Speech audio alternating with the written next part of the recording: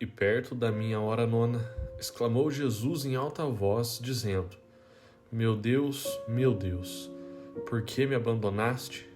Mateus 27, 46. O grito que ecoa do Gólgota não é um clamor de um mito, mas o lamento cru da carne. Naquele instante, suspenso entre a terra e o céu de Jerusalém, o homem de Nazaré experimentaria o ápice da finitude humana, a dor física dilacerante, o abandono político e o silêncio metafísico. Para o historiador, desprovido das lentes da fé, o que se observa na cruz não é um evento cósmico, mas o aparente fracasso absoluto de um dissidente judeu.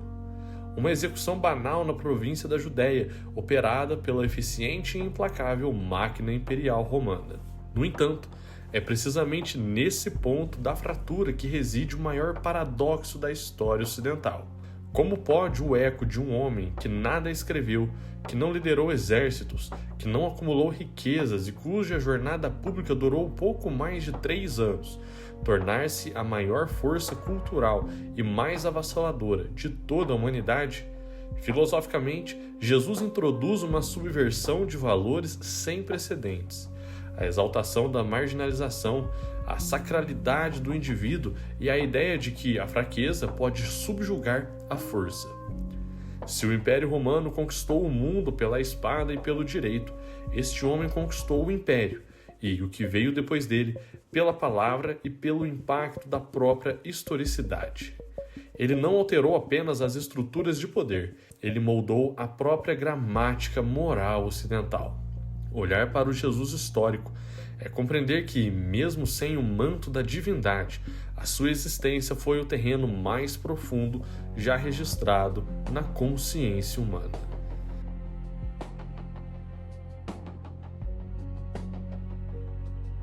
Para que a figura de Jesus de Nazaré mude o curso do mundo, ele primeiro precisa emergir de uma das periferias mais tensas, inflamáveis e complexas do mundo antigo. A Judéia do primeiro século não era um deserto bucólico de contemplação espiritual, era um barril de pólvora geopolítico, esmagado entre o absolutismo de Roma e a ansiedade apocalíptica do povo judeu. Como bem aponta o historiador Eric Hobsbawm em suas análises sobre o banditismo social e os movimentos milenares, tempos de extrema opressão política e econômica geram inevitavelmente figuras messiânicas. Na Judéia, a Pax Romana era mantida à custa de tributos sufocantes e da brutalidade da crucificação, usada não apenas como punição, mas como propaganda de terror visual. Havia um clamor generalizado por libertação, mas a maior das correntes da época, dos zelotes belicosos aos fariseus legalistas, imaginava essa libertação pelas vias tradicionais do poder, a espada, a teocracia ou o isolamento ascético. E é nesse cenário de ferro e fogo que o Jesus histórico realiza sua mais profunda subversão. Ele não propõe uma revolta armada contra César, nem valida o elitismo ritual do sacerdócio de Jerusalém. Sua atenção, vista sob um prisma puramente historiográfico, é a revolução dos valores. Quando ele se dirige aos Anauim, os discípulos, os doentes, as mulheres e os marginalizados da sociedade patriarcal e imperial, ele altera o eixo da dignidade humana. Friedrich Nietzsche, apesar de sua crítica feroz ao cristianismo institucional em O Anticristo, reconheceu a radicalidade psicológica deste momento. Para Nietzsche, o Jesus histórico representava um tipo de santo anarquista, alguém que aboliu as distâncias entre as pessoas e colocou a interioridade humana acima de qualquer instituição. Ao dizer que o reino de Deus está dentro de vós, Jesus retira o sagrado do templo de pedra e dos palácios governados e deposita no coração do indivíduo. Filosoficamente, essa é a certidão de nascimento do conceito moderno de subjetividade, numa época em que o valor de um homem era medido pelo status de cidadão romano, sua linhagem ou sua posse de escravos. Jesus introduz uma igualdade ontológica radical. Diante de Deus, o centurião e o leproso compartilham a mesma substância moral. Para Edward Gibbon, em sua monumental obra O Declínio e a Queda do Império Romano, dedicou páginas célebres para tentar decifrar como a crença originada por um camponês executado conseguiu, em apenas 3 séculos, sentar-se no trono dos Césares. Gibbon aponta para a inflexibilidade da moral cristã e a promessa de uma vida futura, mas a análise historiográfica e moderna vai além. O Jesus histórico sobreviveu porque a sua mensagem era uma contranarrativa perfeita ao totalitarismo romano.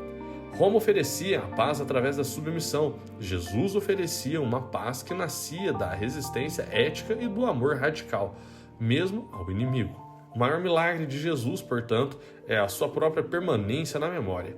Ele nada escreveu. Como nota o filósofo Jacques Derrida ao discutir violência da letra e a primazia da presença, Jesus confiou sua mensagem inteiramente à oralidade e ao impacto do encontro pessoal. Na antiguidade, quem não escrevia ou não vencia as batalhas era sepultado pelo esquecimento. No entanto, a força do seu discurso foi tão avassaladora que transformou seus seguidores, pescadores, camponeses e letrados da Galileia, em memoristas obstinados, dispostos a morrer para testemunhar não um conceito filosófico abstrato, mas a memória de um homem de carne e osso. Jesus de Nazaré não apenas viveu na história, ele subverteu a lógica de como a história é contada. Ele provou que as maiores fraturas do tempo não são causadas pelo choque dos exércitos, mas pelo deslocamento silencioso da consciência.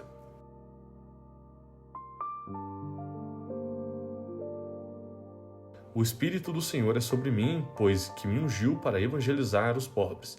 Enviou-me para curar os quebrantos de coração e pregar liberdade aos cativos, e restauração da vista aos cegos, e pôr em liberdade os oprimidos. Lucas 4:18. Para o olhar contemporâneo, habituado a séculos de iconografia sacra, a figura de Jesus de Nazaré frequentemente evoca uma imagem de serenidade mística, alheia às misérias disputadas em sua época. A historiografia, contudo, nos devolve um homem profundamente inserido no tecido social e político da Galileia, uma região marcada pelo campesinato empobrecido, pela exploração fiscal crônica exercida por Herodes Antipas e pela presença militar romana. Quando Jesus inicia sua jornada pública, ele não está apenas propondo uma nova teologia, ele está operando uma interferência direta e desestabilizadora na realidade material de sua época. O historiador John Dominic Crossan, em uma das suas principais obras sobre Jesus, descreve o movimento galileu como uma forma de anarquismo ético, ou uma revolução de correções sociais. No epicentro desse movimento, deste conceito, estavam os chamados milagres. As curas, os exorcismos. Afastando-se por um instante do debate metafísico sobre a possibilidade do sobrenatural, a análise historiográfica revela um profundo impacto político desses atos. Na antiguidade, a doença não era um evento puramente biológico, era uma sentença de exclusão social e religiosa. O leproso, o cego, o paralítico e o possuído eram indivíduos civilmente mortos, marginalizados pela pureza religiosa e pela incapacidade produtiva. Ao tocar e reintegrar esses corpos fragmentados à sociedade, Jesus realizava um ato de profunda insubordinação. Ele desafiava o monopólio do Templo de Jerusalém sobre a mediação da pureza e do perdão e, simultaneamente, devolvia dignidade aos descartáveis do sistema econômico imperial. Curar o oprimido era, em si, um ato de libertação política contra as estruturas que adoeciam o seu próprio povo. A radicalidade de Jesus manifestava-se com clareza ainda maior em sua prática de comensalidade aberta. O ato de sentar-se à mesa com qualquer pessoa, em uma sociedade rigidamente estratificada por códigos de honra, gênero e pureza legal, a mesa era o espelho da hierarquia social. Fariseus não comiam com os pecadores, homens não dividiam espaços públicos com mulheres de má reputação, a elite judaica evitava os publicanos, abridores e colaboradores de impostos que colaboravam com Roma. Jesus rompe sistematicamente essas barreiras. Ao cear com os publicanos, prostitutas e camponeses sem terra, ele antecipa um século aquilo que o sociólogo Max Weber identifica como a quebra das estruturas tradicionais de dominação. Jesus propunha uma contra-sociedade onde o antissemitismo do poder era abolido. Nas palavras da filósofa política moderna Hannah Arendt, ao analisar a natureza da ação revolucionária, o novo começo exige a ruptura com amarras do passado. Jesus inaugurava um novo espaço público, fundado não em força ou na linhagem, mas na reciprocidade e na solidariedade radical. Sua pedagogia era igualmente subversiva. O uso de parábolas, pequenas narrativas cotidianas com desfechos inesperados, funcionava como uma arma de guerrilha cultural. Ao colocar um samaritano, um herético odiado, como o herói moral da história, ou ao sugerir que um trabalhador de última hora recebesse o mesmo salário que aquele que labutou o dia inteiro, Jesus torcia a lógica do mérito, do privilégio e da redistribuição. Ele atacava a ideologia das elites sacerdotais que legitimavam a pobreza como um castigo divino e a riqueza como uma bênção. Como bem observa o francês Ernest Renan em sua pioneira Vida de Jesus, o Nazareno não era moralista passivo, mas um reformador de uma audácia incomparável. Seu pensamento não tolerava o meio-termo. Ao afirmar que o sábado foi feito para o homem e não o homem para o sábado, ele colocava integridade e a vida humana acima de qualquer lei, dogma ou instituição. Para as autoridades da época, essa postura não era apenas heterodoxa, era perigosa.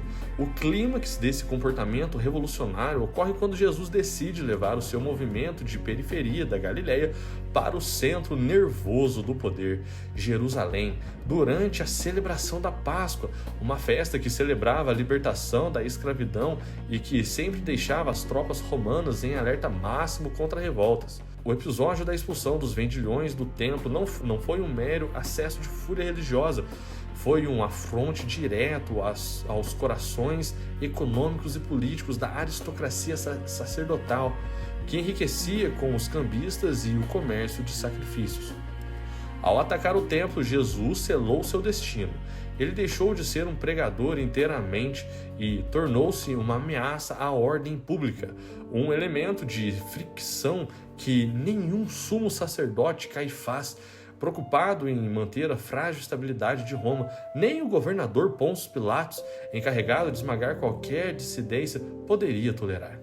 O pensamento revolucionário de Jesus, que propunha um reino onde os últimos seriam os primeiros, colidiu frontalmente com o aço do império, que exigia que os primeiros governassem através dos últimos. E já era quase hora sexta, e houve trevas em toda a terra até que a hora nona, escurecendo-se ao sol, e rasgou-se ao meio o véu do templo.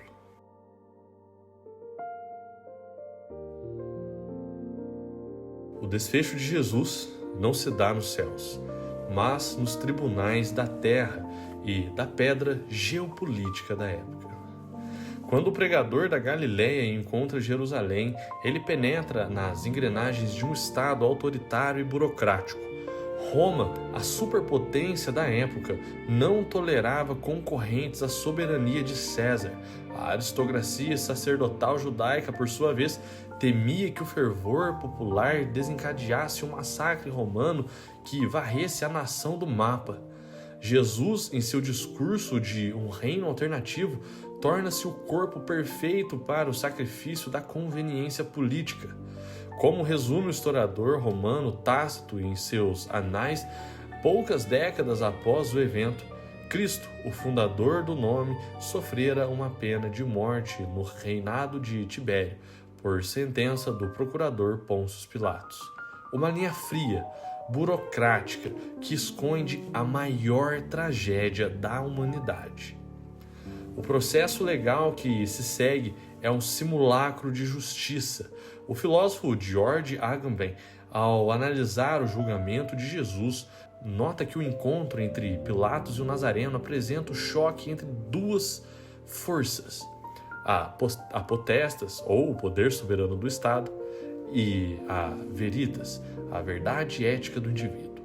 Diante do silêncio e das respostas enigmáticas de Jesus, a máquina estatal romana responde da única forma que sabia operar: através da violência sistemática e da humilhação pública, projetada para desumanizar o dissidente antes de destruí-lo.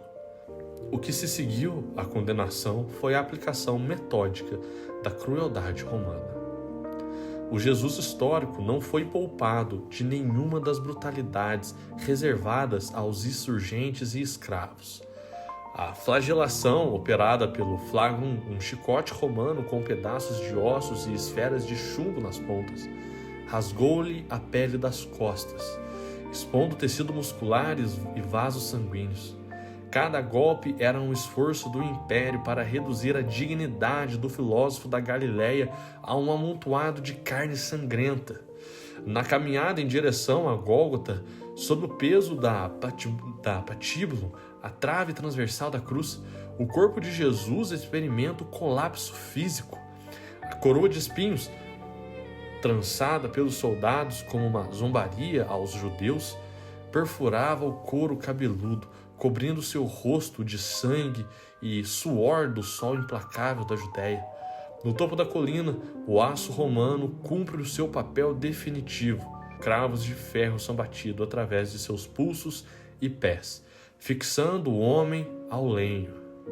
A morte por crucificação era uma agonia geométrica e mecânica. Suspenso pelos braços, cada respiração exigia que ele apoiasse o peso do próprio corpo sobre seus pés, rasgando e perfurando ainda mais para que ele pudesse respirar e aliviar a asfixia que comprimia os seus pulmões. Jesus, homem, sentiu a sede avassaladora, a febre decorrente das infecções e das feridas abertas, a humilhação a ser exposto nu aos olhos de todos e ao peso do abandono. Era a carne humana levada ao limite absoluto do sofrimento. E então o silêncio desce sobre a colina. As forças da terra falharam. A boca que pronunciava as bem-aventuranças e que desafiara os monarcas secou-se em um último suspiro de entrega.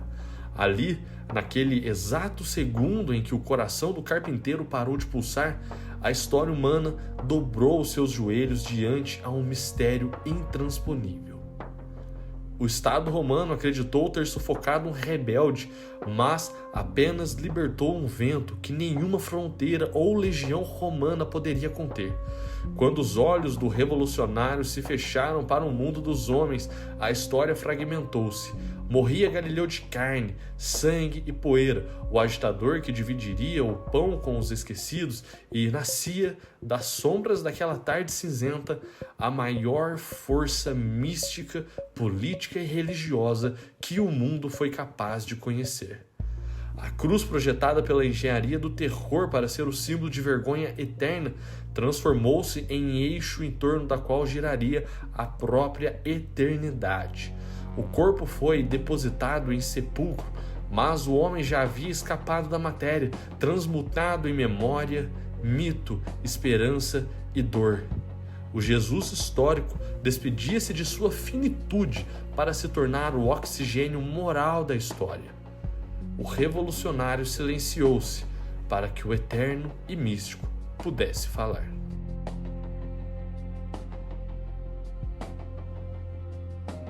O historiador suíço Jacob Burckhardt descreveu outrora que os grandes homens da história são aqueles cuja ausência tornaria o mundo incompreensível. Se aplicarmos esse critério de forma implacável e despida de dogmas, a figura de Jesus ergue-se solitária no topo da experiência humana.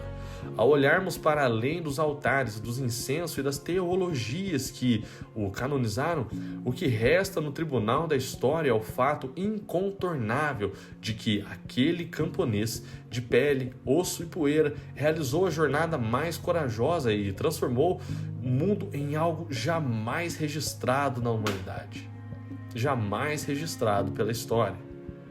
A grandeza histórica de Jesus não reside na fundação de uma religião, tarefa que, inclusive, ele deixou em grande parte a Paulo de Tarso e Pedro, mas na audácia de sua própria exigência. Alexandre, o Grande, mudou o mundo arrastando falanges e cobrindo continentes inteiros de sangue. Júlio César redesenhou o mapa político marchando com legiões veteranas. Karl Marx moveu as massas através de uma teoria econômica e sociológica monumental. Porém, Jesus, ele operou uma revolução total sem possuir um único instrumento de poder. Sua única arma foi a coerência absoluta entre o seu pensamento, os seus atos e o seu destino. Aspas para A.J. Wills. O que quer que se pense sobre Jesus, o fato é que ele mudou o mundo da forma mais radical que qualquer um outro homem antes dele ou depois dele.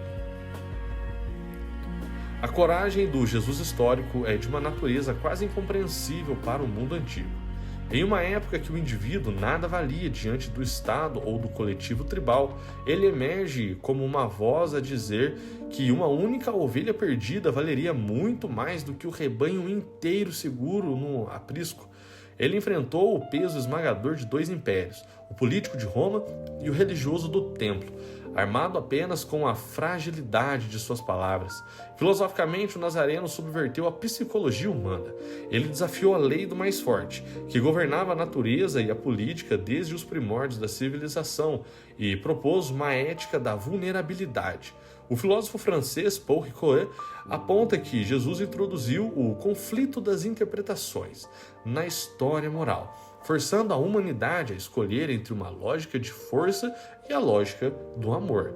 Ele foi o mais revolucionário dos homens porque não tentou apenas mudar os governantes, ele tentou mudar a própria estrutura do desejo humano, do comportamento social, ensinando que a verdadeira grandeza não está em ser servido, mas em servir. Mais de 2000 anos depois do último suspiro na cruz, o mundo ainda respira a atmosfera moral que ele inaugurou. Os conceitos modernos de direitos humanos, de universalidade da dignidade individual, o amparo aos vulneráveis e a própria ideia de progresso ético são subprodutos diretos daquele terremoto galileu.